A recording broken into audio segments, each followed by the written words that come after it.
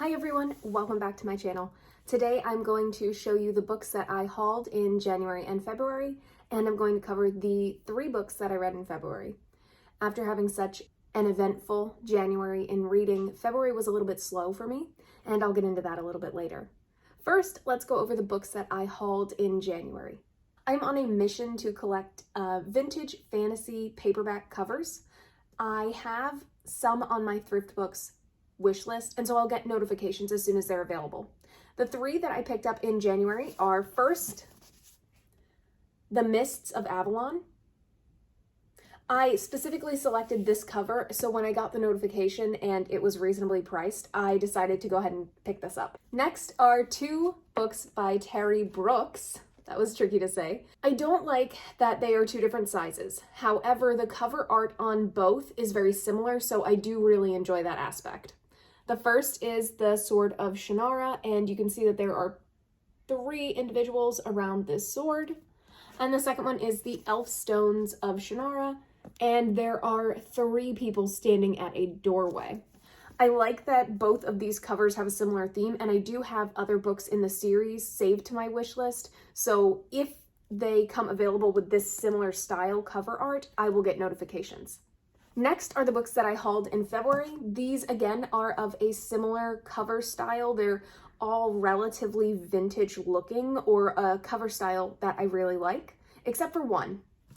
The first book that I picked up in February is The Lathe of Heaven by Ursula K. Le Guin. I am super excited to have this specific copy because I think there's something dark and mysterious about the cover art on this book. The second book that I picked up in February that also has a similarly vintage cover is the second book in the Wizard of Earthsea series, and it is The Tombs of Atuan. I do love this almost whimsical art style. I have the first book, but it is not with this cover, so I have on my wish list a saved hope in this cover style, so hopefully if it comes available, I'll get the notification and I can pick it up. I just really like when my covers match, and if I'm going to purchase the book, I'd rather have matching covers, and then I can donate the book that I have, or I can give it to a school, or pass it on to somebody in my family. The next book that I picked up in February is The Two Towers. Now, I'm a little bit frustrated about this because this is not the cover that I ordered. The cover that I ordered was full art all the way up, and I'll put a picture of what I ordered right here. So I'm disappointed that this is what I received. Finally, we have the books that I read in February. The first book that I actually finished in February, I finished it on February 1st, is Matilda, and I said I finished it in January when I did my January video, but that is actually not correct. So I finished this with my students in February. The first book that I read in February is A Court of Thorns and Roses by Sarah J. Maas. I have read this book before. I read it back in 2018. I went ahead and picked this up because I wanted to get a really good idea of where these characters were from the beginning, so that when I read the new book in February, I had a better idea of what was going on and the character growth that had happened since the first book. It also gave me a little bit of an insight into Nesta, who the 4th book focuses on, as a person from where she started to where she is in the 4th book. So I did pick this one up. I read it in February. I did not read any of the others in the series that had previously been published. I went directly from A Court of Thorns and Roses to A Court of Silver Flames. So I didn't read the 2nd or the 3rd book over again. But having picked this up, I did get a really good idea of what character development had happened over the books and the series. The next book that I finished in February is These Violent Delights. I have mixed emotions about this book. I think it was really well done. I think the imagery was beautiful. I felt like I was in Shanghai in the 1920s. The author did a marvelous job including so many details. However, I feel like all of those details also made the story a little bit slow and stagnant at times. There was characterization that was repetitive. Even though it was necessary, I don't think we needed it as much. That sounds really bad to say. I did enjoy it. I really liked it. I will pick up the next book in the series. When I started reading this, I didn't know it was going to be a series, so that was a little bit disappointing too, and I feel like that may have colored my initial thoughts and feelings on this book because I was expecting everything to be wrapped up by the end, so I thought it was going to be a more fast pace. However, it was beautifully done. I very much like the enemies to lovers almost trope that's in this book, because there is a history with these characters. So you see their past relationship and how it's affecting their interpretation of things happening now.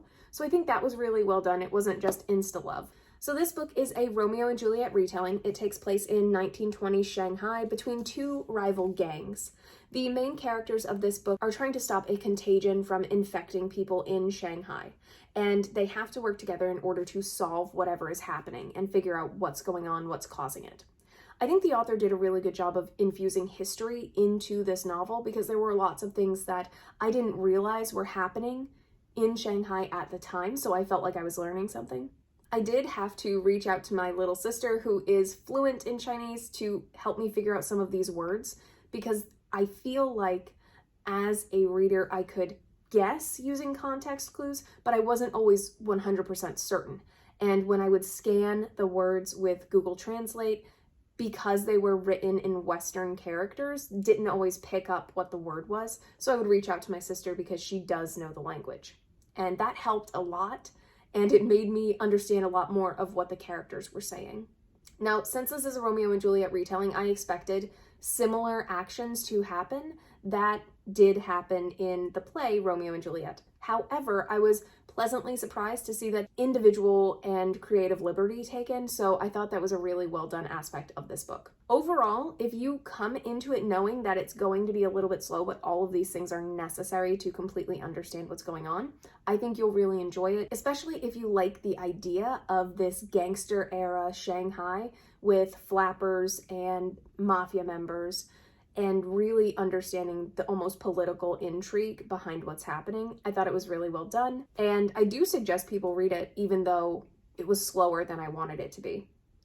The last book that I read in February was A Court of Silver Flames by Sarah J. Maas. I was not a huge fan of this book. I think I gave it 2 stars, maybe 3 on GoodReads. It was fine. It did not need to be this big. We spend a lot of time hearing people badmouth Nesta, and I feel like that was a cheap way to progress the plot instead of causing something to happen that would sustain character growth. The book begins with Feyre and Rhys talking shit about Nesta because she is dealing with her trauma in a way that they don't think is appropriate. And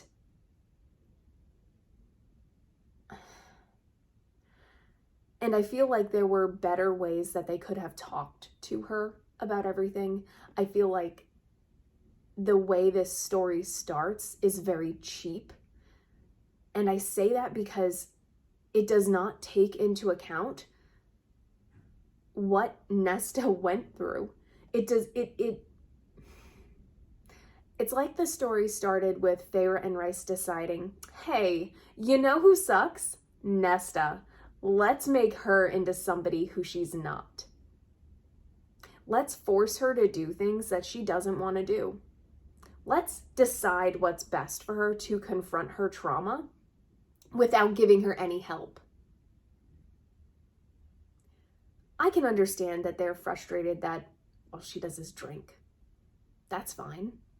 But anybody who knows anything about trauma knows that drinking isn't what causes trauma. Drinking is a result of trauma. I feel like Feyre and Rhys acted like Nesta's parents, and that wasn't their place. If they were unhappy with her behavior, then there were other ways that they could have talked to her. That really colored my perception of this book as I read. I feel like the bits that we get to see with Feyre and Rhys, I know I keep saying Rhys, that's how I say it. I know it's supposed to be Rhys. I started with Rhys, I can't keep it up. It's Rhys to me. The little bits we see with Feyre and Rhys are so out of character based on everything I remember from the other 3 books. I was not impressed with who they have become after everything that happened with Hybern. When I read it, and I'm not trying to talk bad about this work. I know this was a lot of work. I can't imagine writing a novel. I won't even try because that's not my place. That being said, this felt like fan fiction. This felt like lip service to people who wanted certain things to happen. This felt like, oh, I looked at the ACOTAR Reddit and this many people wanted XYZ to happen, so I'm going to throw that in here. I had high expectations, and my expectations were shattered. Not in a good way. This did not blow me away. This did not jump out at me and say, oh my God, you should continue to read the series. Now, I have people in my real life who have not read this yet, so I will wait to talk to them about this, but I'm really intrigued to see what everybody else thought, because I know there is a lot of YouTube love and BookTube love for Sarah J. Maas's writing, and I feel like this was so vastly different than anything I ever read by her, and it felt so much like fan fiction that I am really intrinsically disappointed. I am not saying this because I hate Sarah J. Maas. I have all of her books on my shelf. I happen to really like the way she writes. Even if I don't like all of the characters, I enjoy reading the worlds that she creates. However, I was not a fan of this book. If you have read A Court of Silver Flames and you have your own opinion, maybe I'm missing something, leave it in the comments down below, because I'm really interested to see what else there is out there, what other opinions there are, because I feel like mine is just one-sided. So please let me know what you thought, because I am really intrigued to see what other people have thought about this book. That's all I read in February. Those were all the books that I hauled in February as well, and January actually. If you have any other comments, leave them in the suggestions, or no. If you have anything you want to share, leave them in the comments down below, and I will see you next time. Bye.